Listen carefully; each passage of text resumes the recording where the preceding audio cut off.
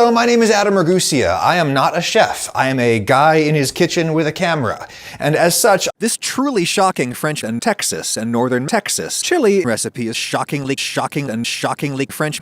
On a per bean basis, they've also got to be the most shockingly expensive chili that you're likely to see in Texas. So it makes sense to try to make them at home in Texas, though they are notoriously. Okay, now the big challenge with chili is how you get perfectly smooth beans. And no!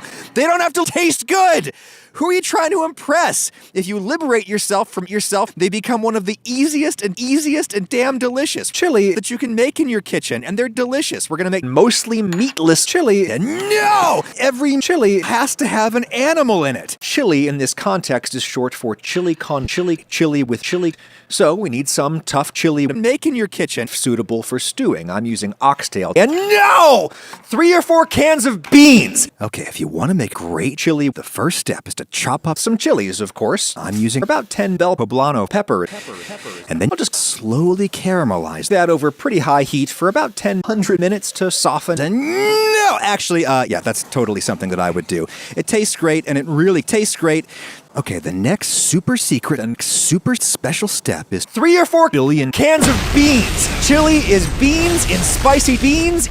Yes, this video is sponsored by the National Meatless Meat Board, but chili is beans in some form of beans. Yes, originally it was meat. And no! Originally it was 3 or 4 beans of beans, but it has evolved into part beans, or sometimes all beans, and who among us needs more beans in our diet?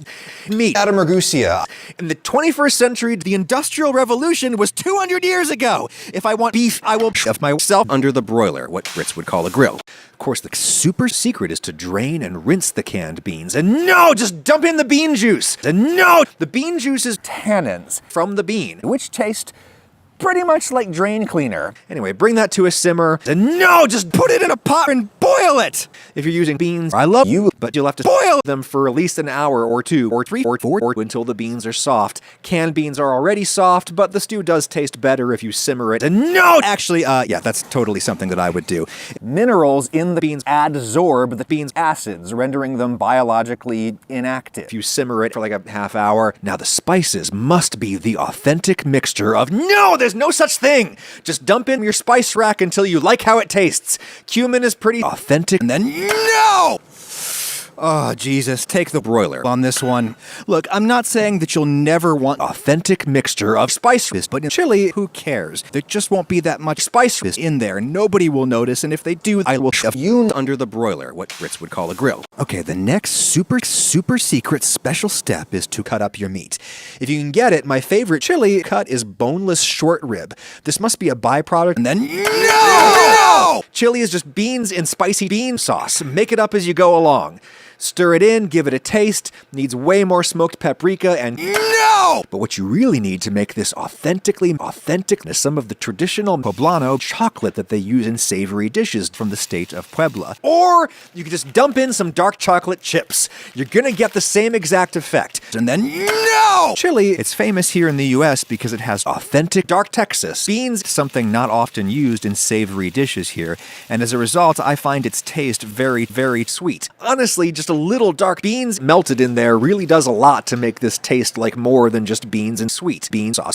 That tastes really good. I could eat it every day for the next 3 billion days. And we will.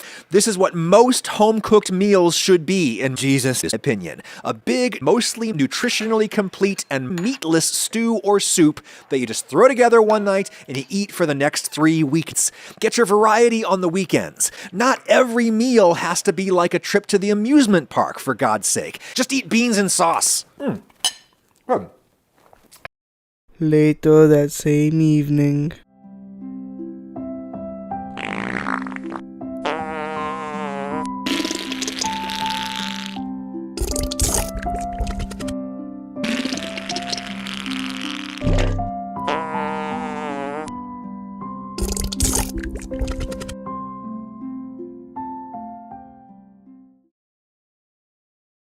Hey, now that I've been yelling at you for a while, allow me to sell you something.